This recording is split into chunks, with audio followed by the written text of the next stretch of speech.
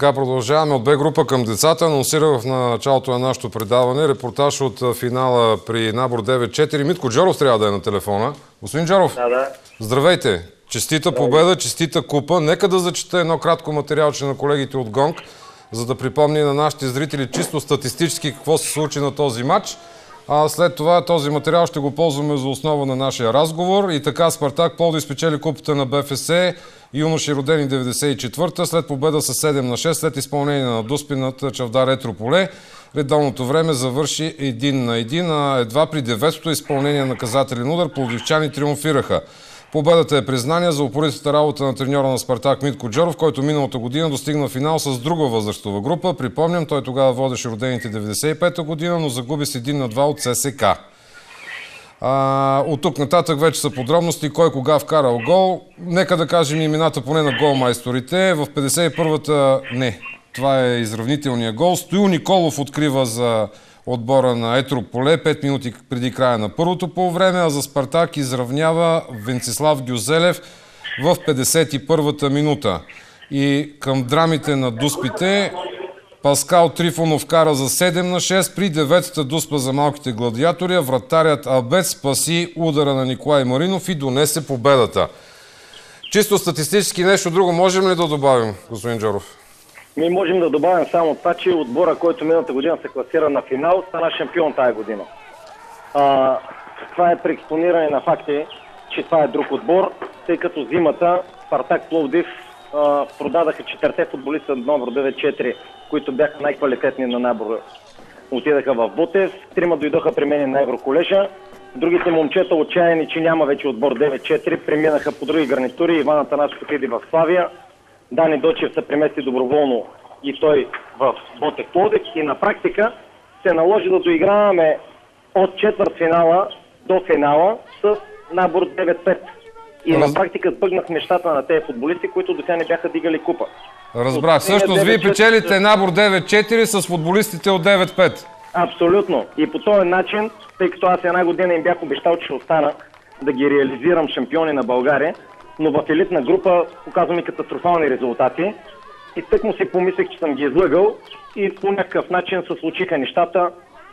Значи ние във възрастта си сме 10-ти в елитна група, а пък на тая турнирна битка, където е нужен повече характер и стратегия, станахме шампиони на България. Играхме 4 души 9-4, на които съм много задължен.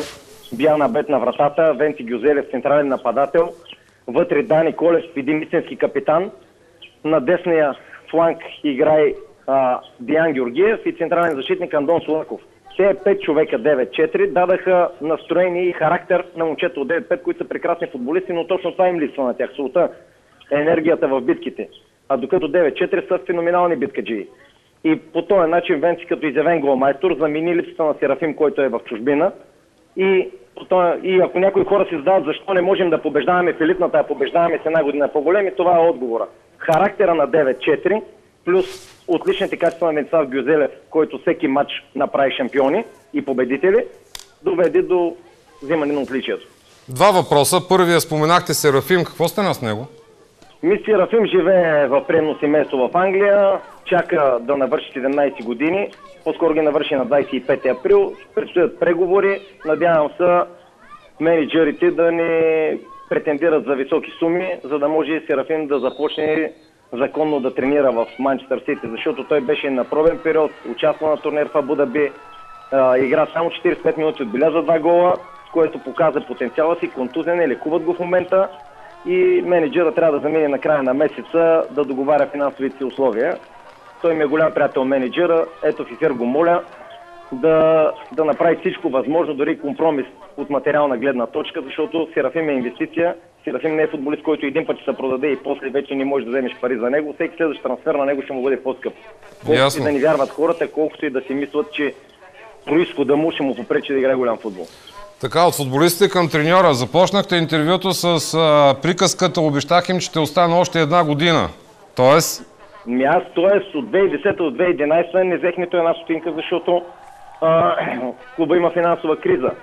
Но тъй като съм от типа хора, които когато не си свършат работата, имат гузна съвест, за да мога да се харесвам като се видя в огледалото, реших вместо да приема на Етрополе предложения за работа, да остана и да играя една година елитна юношеска с 9-5.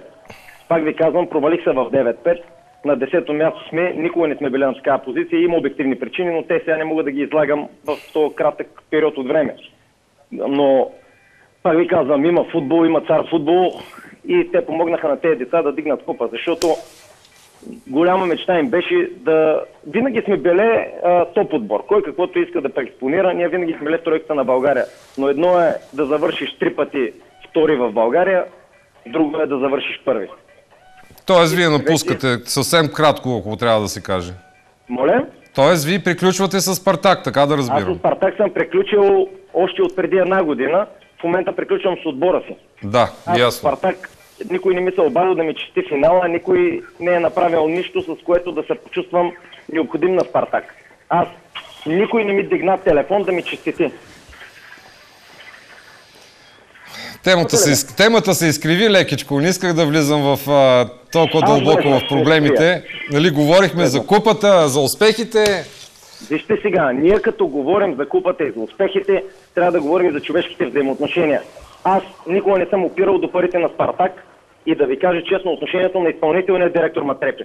Нямам нищо против да не ми плаща, имам нещо против той да си взима пари и да си плаща на определени хора, а хората, които работят в клуба, да не взимат пари. Защото от Спартак си тръгнаха феноменални професионалисти, като да речем едно момче шофьор, взимаха го януари месец, до март месец не му платиха една стинка и той си тръгна.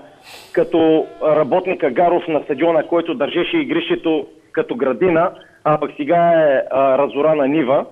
Като Нестор домакина, който 10 години подред можеше да върши работа, а пък сега не може. Само, че просто не сме от избраните, които трябва да вземем заплати и тъй като хората не могат да си позволят да работят без заплати, аз мога да си го позволя, все още стоя. Там работим само пенсионери, които 120 лева, като им да се подпишат, ги удовлетворява. Ако трябва да бъда честен, те ми предлагат на мен да се подписам на 120 лева, но аз отказвам. Добре. Да имам пари. Надявам се, че до година с теб ще можем да си говорим за следващия ти отбор. Благодаря ти. Аз вече имам следващ отбор. Моля? Пак ви казвам, на базата на това, че аз се трудя, се намери Евроколеж в лицето на Цветан Котев и Григорий Иванов, които ми предложиха работа. Така че аз не се сърда на никой от Спартак. Те като ми избождат вежди, като ми избождат очите, ми изписват вежди. Сега пак ви казвам, аз всичко това го говоря не за себе си, го говоря за хората, които покрай мен не са взели никакви пари и да визирам, да се самосизират с някакви институции в тази държава. Честно ли е някой да работи всеки божи ден без почивен ден и накрая да се подпише на 120 лева на половин минимална работна заплата? Ако това е честно, извинявам се на Спартак от сърце. Добре. Мите, благодаря ти. Още веднъж успех. Всичко най-хубаво ти желая. Кратка пауза, след което имам колебания с какво да продължим. Нека да видим рекламата, ще решим.